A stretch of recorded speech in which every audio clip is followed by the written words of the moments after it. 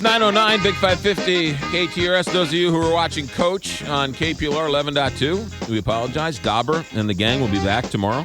Right now, you're watching a live broadcast of KTRS Radio on television. You can also watch us online anywhere, any device you have, KTRS.com. Go to stltoday.com.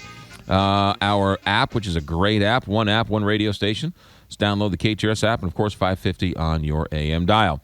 Many people are complaining that Syrian refugees should be blocked. Matter of fact, 30-some-odd governors have said that we do not want Syrian refugees in our area, so much so that the Catholic Church in Indiana is going to sponsor a family, and their governor has requested that the Catholic Church change their mind. That fight's going on in Indiana. Right here in our home state of Missouri, we have a governor and the mayor of St. Louis, Mayor Slay, who are open to the idea of taking Syrian refugees. However, the legislature wants to block it in every way, shape, or form. There's an article written on at Fusion, and the title of the article is, "This American City Let in Tens of Thousands of Mostly Muslim Refugees. Here's what happened." Daniel Rivero is the producer, reporter for Fusion.net. Good morning, Daniel. Thanks for joining us.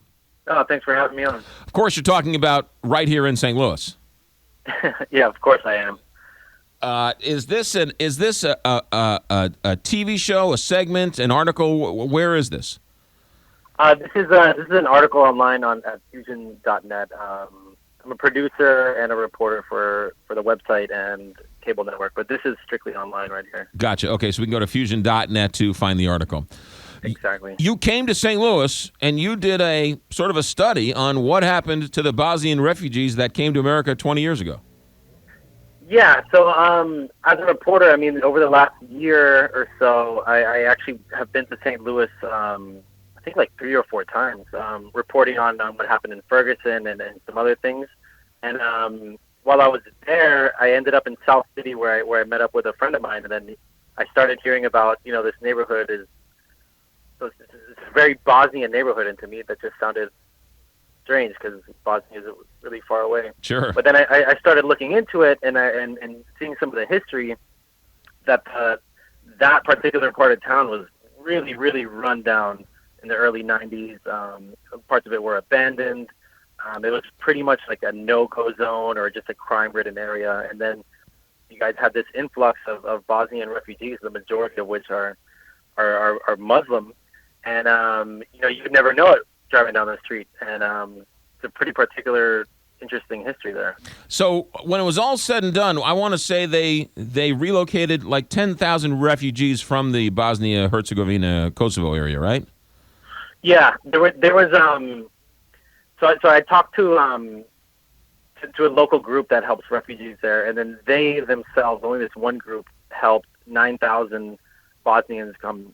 But after Bosnians set up a presence there, then the area became kind of a hub for other Bosnians that were relocated to other parts of the country to start going to St. Louis. And now St. Louis actually has the largest Bosnian population out of anywhere outside of Bosnia. How many Bosnians are they saying are living in the city of St. Louis?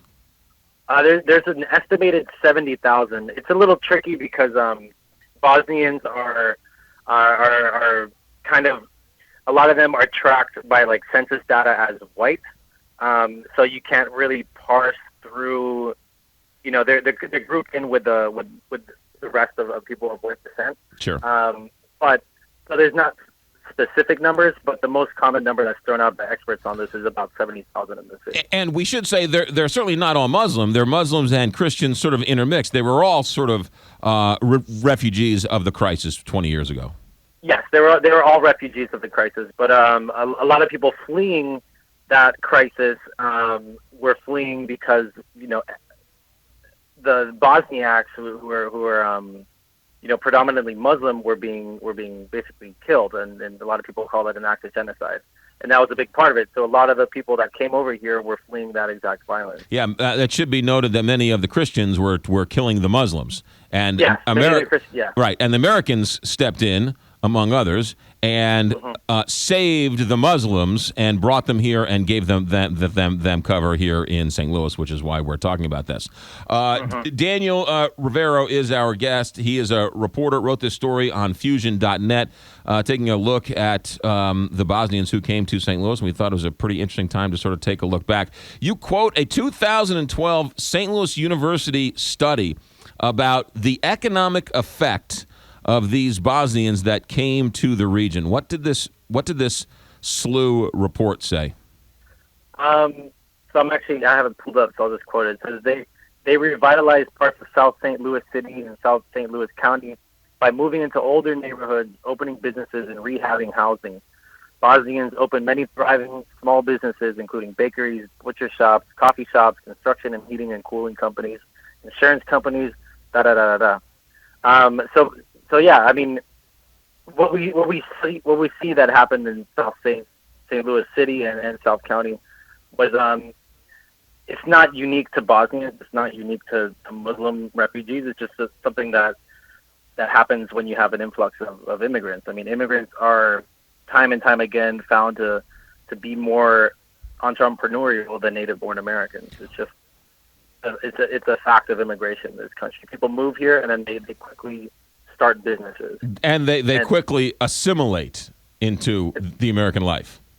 Yes, in general, yes. I mean, yeah, people are quick to assimilate.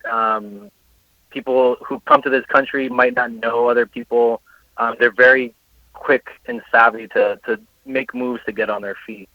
And then, within a generation or two, they're pretty well assimilated. Yeah. Take 70,000 people away from the city of St. Louis, and you literally have a shell of a city. The city only has 350,000 people at a good estimate. You take 70,000 people out of the city of St. Louis, that's a giant donut hole. So you can make an argument that these 10,000 Bosnian refugees that St. Louis took in 20 years ago saved a large part of this region. Yeah, I mean, and the same thing is happening, or in other parts of the country. Mayors of cities that have seen similar population declines, like Baltimore and Detroit, their mayors have actually come out publicly, some with the support of other people in their state government, saying, we need to actually encourage immigration because, St. Louis in the 1950s had about 850,000 people, and by 1990 it was cut by more than half. So I mean, you have the city built, the shell of the city is built for 850,000. Now you have about 350,000. Right. I've driven around St. Louis. There's parts of it that look like nobody's been there in 10 years. It's just a fact of it. The city is too big for it. So. Yeah, no, there's no question about it. Who is this guy, Jack Strauss, and what was this comment about? And make sure I'm reading this right. If we had matched the immigration inflow of other cities, our housing prices would be much higher. Am I reading that correctly?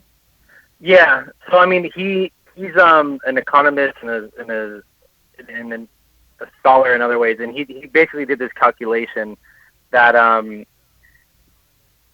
with even the fact that St. Louis took in all these Bosnian refugees, the amount of immigrants coming into the region is still under the average for any large metropolitan area. And he's saying because you're still under average, you're missing out on a lot of the economic benefits that come with immigration.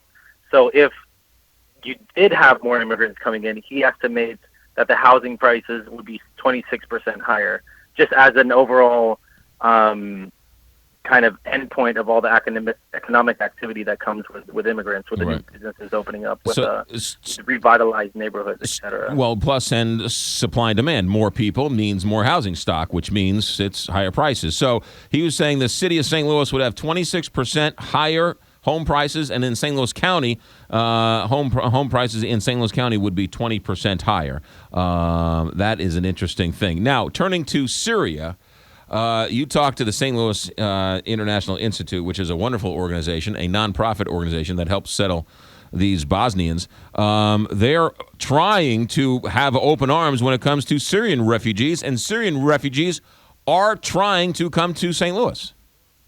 Yeah, so So as of now, the president of the International Institute, Anna Crossland, told me that they have personally resettled 29 Syrian refugees, and they wanted to make it a lot more. They had a goal of about 500, but now a lot of this is kind of depending on the federal government. There's federal litigation going through that would put additional burdens on the federal departments that backgrounding. And there's a lot of pushback in general. This is not a state issue. It's not a city issue. It's a federal government issue. And so basically, it has to pass through all these other holes and hurdles before the city can even consider relocating them. St. Louis has taken in 29 Syrian refugees, according to your article, and they want to take another 500 more, but that depends on, as you say, the bottleneck that comes with the federal government. Daniel Rivero is a producer, reporter for Fusion.net, has an interesting story. What's the reaction after you posted this story about this crazy American city that let in 10,000 Muslims 20 years ago, talking about St. Louis? What's the reaction been from the story? Well, I've heard from some St. Louis locals, which I'm not a St. Louis local, but I have heard from some people that they were thankful that somebody told that story, because I guess it's part of the local lore. Or if you know the local history there, it was a major event. And my understanding is that when these refugees started coming, there was a lot of the same fears that we have now. Mm-hmm. That they're not going to assimilate, that they're going to have this kind of parallel society, that we don't know how it's going to affect the community relations, etc. But now, 20 years later, it's a really big success story. So I mean, and people that were unfamiliar with it, I've heard, this is kind of. It's just an interesting case study. Yeah, I think I live in a city, Miami, where about more than half our population is born abroad, and half of that came as refugees. But it's from Latin America, and it's different. And this is like a similar situation from a different part of the world that a lot of Americans have strong opinions about. Yeah. Daniel Rivero, producer, reporter. The website is fusion.net. Thanks for the story. And next time you're in St. Louis, make sure you get some Ted Drew's frozen custard. I will do that. All right. Thanks, Daniel. Thanks for having me. 922 here, Big 550 KTRS. So you believe Donald Trump, we should keep all Muslims out. You believe the people who don't want the Syrian refugees to come to America, and especially not into your community. How far do you want to go?